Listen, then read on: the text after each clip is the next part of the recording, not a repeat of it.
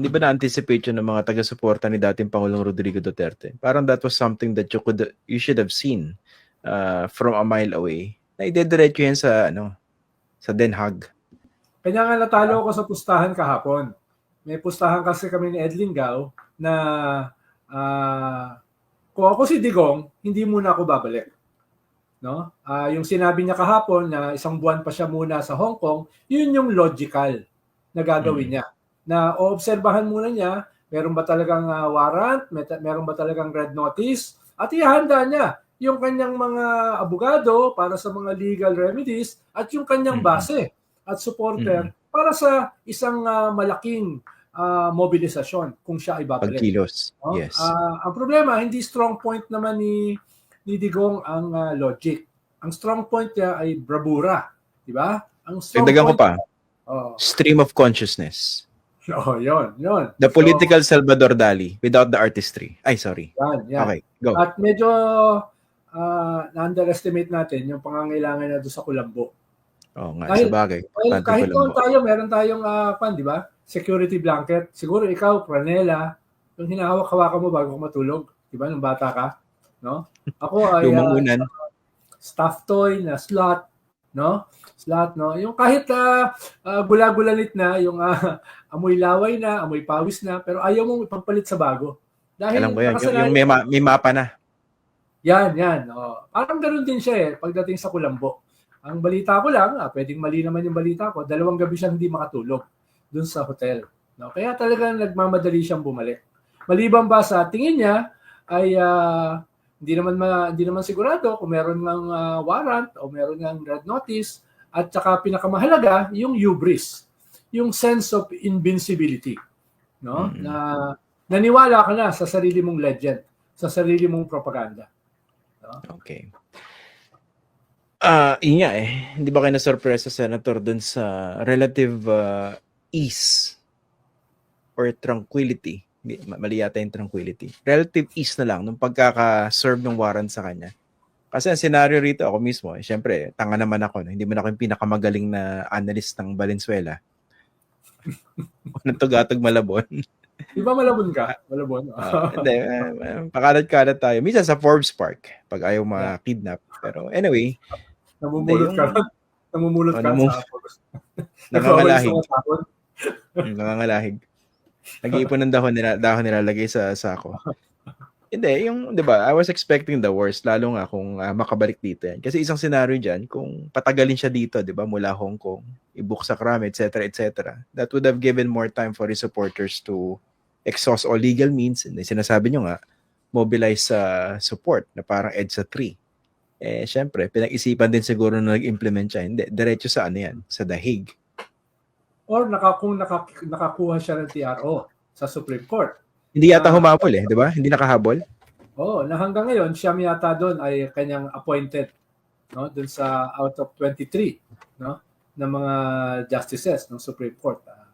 Siyam doon ay out of 13, Siyam yung kanyang appointed. Kaya hindi ganun. Paano kinakailangan mo lang yata ng isang justice na mag-i-issue ng TRO, no? According to Justice Carpio kaninang after lunch, no? Kaya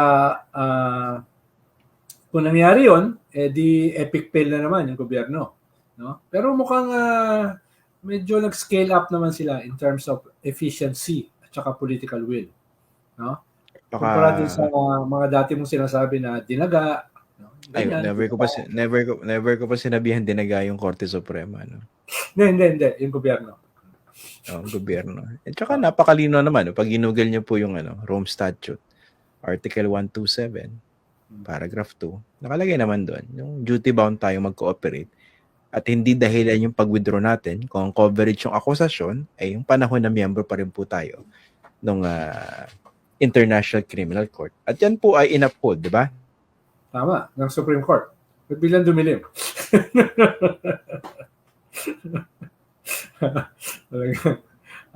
Mukhang political statement yung ginawa ni Christian. Teka lang, nag-brown out Tuloy lang. Kala ko political statement minsan lang kita makitang learned ka rin pala. Ulit ka yung binanggit mo na Yung sabi ko. Nakalimutan ko na eh. Okay, ulit. Nung binanggit mo, Article something, Article 127 ng International Criminal Court, yung Rome Statute. Yung nagbuo ng ICC. May binanggit ka pa, kulang pa. Sinabi ko. May section ba? O?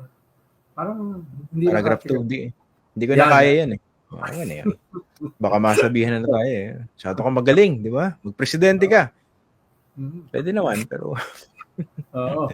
Pero isa pang magandang nangyari kanina ay naglabas kagad ng statement ng China. Threatening yung ICC not to weaponize. No? Huwag niya i-weaponize yung nangyari na yan. At huwag magpakita ng double standard. No? Parang mali. Yung dapat kasi yung China nagpigil eh. No? Dahil lalong nagmukhang pro-China yung mga Duterte.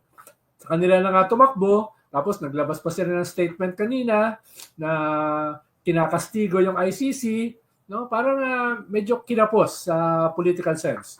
Konti lang naman yung kapos, no? Oo nga, it's something that the Chinese didn't have to do, at least at this point. Yes. Pero bakit nagbuka ng bibig eh, no? May something. Tama. 'Di ba? Pero pag-usapan natin yung pwedeng response dito ng mga supporters sa mga Duterte. Ano bang tingin mo, Senator, bilang isang veterano ng pag-aalsa sa lansangan? Well, mali yata yung pag-aalsa, no? Kaya ba nila mag-mobilize ng... Mali, correct ko. So, I misspoke, no? Hindi pag-aalsa. Yung Parliament of the Streets na lang. Bilang veterano ng ganyan. Kaya ba mag-mobilize sa mga Duterte? Ang alam ko, yung mga DDS, yung mga KOJC, ay hindi kaya ng malakihan. Pero yung mga iba nilang supporters ay kaya. At alam ko, yung iba nilang supporters ay tayang pato ang plano. No? Ang problema nila, yung tayang pato, ay inaasahan nila, nandito si Duterte. Ay dahil malayo na, baka mabawasan. Baka mabawasan yung kanilang rallying point. No? Yung compelling argument para mag-EDSA 4. No? Dahil yung EDSA 3, di ba, lumusog sa Malacanang. No? Kaya, baka mabawasan at baka mag-hesitate mismo yung marami sa kanilang mga miyembro dahil unlike yung EDSA 3, nandyan si ERAP. Kinukulong. Diba? Tinadala sa kulungan. Ito ay nawala. Sumakay ng eroplano, dinala ron. Kaya baka mabawasan yung gasolina na ibubuhos sa apoy ng galit nila. No? Hindi ito sa pero I'm almost sure may gagawin sila. Whether that will be large enough, will that be intense enough, will that be compelling enough, or threatening enough, duda ako. Pero sino ba naman ako? No? Tayo lang naman ay naguhuntahan dito. So.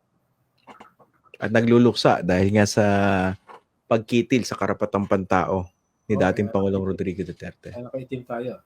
Nakaitim po tayo. Talagang nakikiisa at nakikiramay po tayo doon po sa paglapastangan sa due process. At saka sa isang dating presidente. Dapat hindi ganun ang trato. No? Sa isang dating presidente na 35,000 lang naman ang pinapatay ng mga kababayan natin. So, at tingin sa mga nasa droga, subhuman, walang karapatang mabuhay. Tama. At sunog na yung mga utak, kaya dapat ng mercy killing. At sabi nga niya sa Senate hearing last year, ay kulang pa. Kulang pa.